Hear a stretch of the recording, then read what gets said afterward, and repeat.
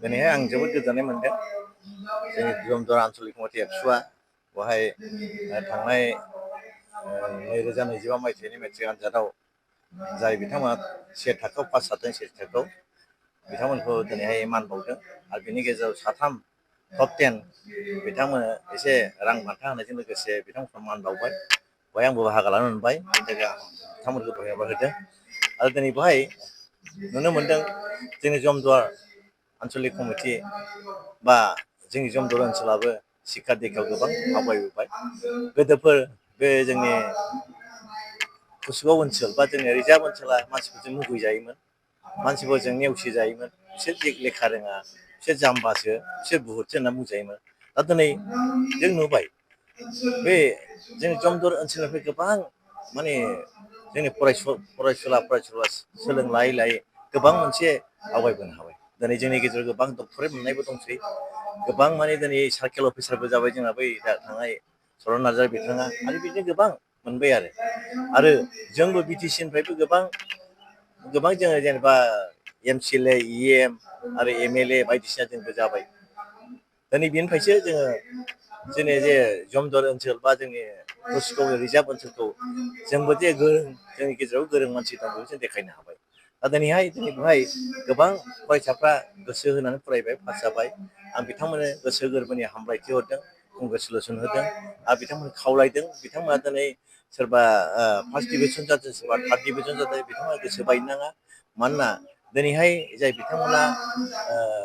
matric pass जाबाय class 10 सिम बेनिफ्राय दा एबार 11 12 फरायनांगौ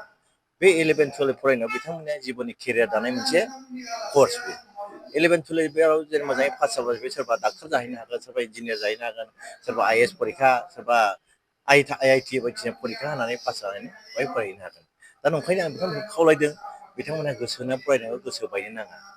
मानोना बर' मिडियामजों फरायनानै आं जेबो रोङा साननो नाङा गोबां मानसियानो दिनै बर' मिडियामजों फरायनानै IAS पास जानायबो दं HS पास जानायबो दं सोरबा DC सोरबा ASP जानानै दं दिनैहाय बे बजालियाव सासे ASP दं अजागोरान बसुमतारी बेबो क'क्राझार कलेजाव बर' मिडियाम फरायनायमोन आरो फोरमान हयथ' बेबो बर' मिडियाम फरायनायमोन IAS जानानै दं बेबो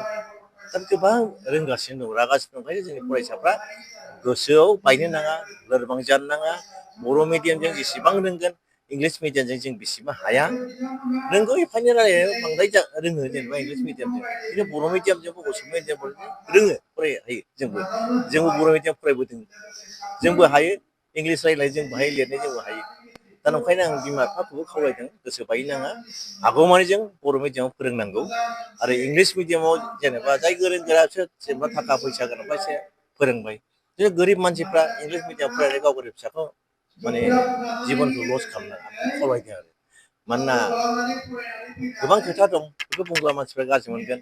दा बेखौल' आं खावलायनो लुबैयो माने इंलिस मिडियाम फोरोंनांगौबा बिमा बिफाया गावबो खमसे खम matric pass higher secondary pass BA pass जाथारनांगौ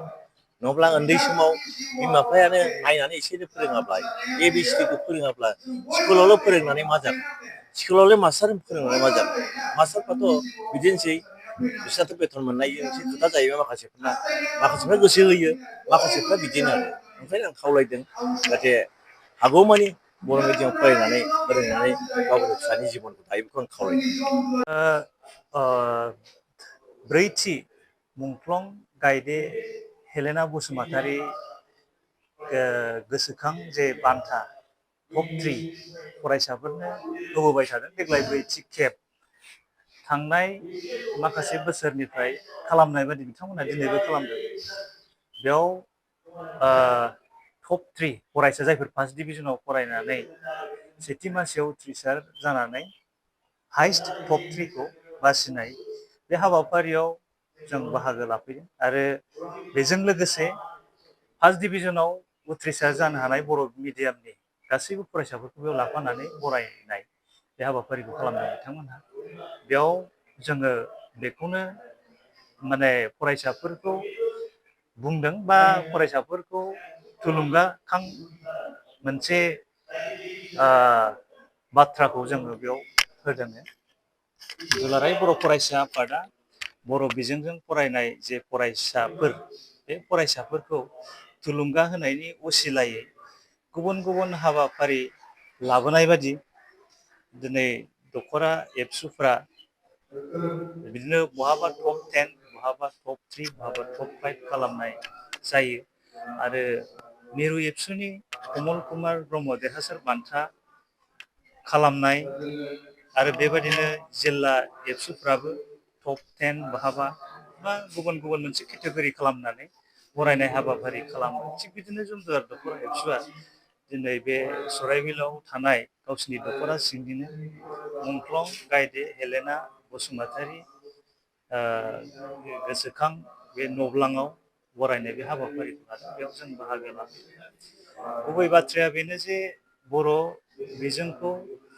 जोङो फोथांनानै लाखिनांगौब्ला बा बर' राव थुनलाइ बिजों बेखौ गोजोरै जोङो लाखिनांगौब्ला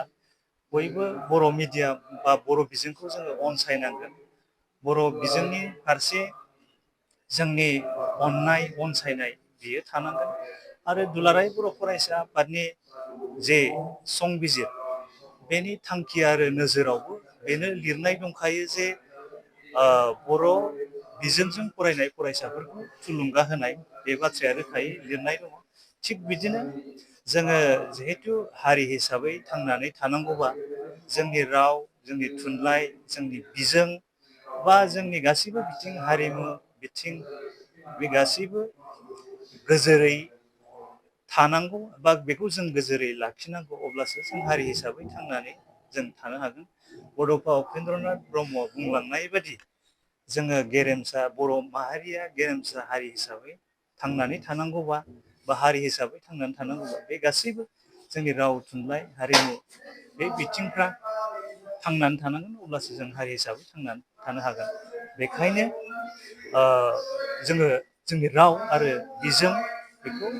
फोथांनानै लाखिनांगौ बा बिनि सायाव अनसायनायखौ जोङो जोंनि फरायसाफोरनि माने गोसोआव सोनानै होनांगौब्ला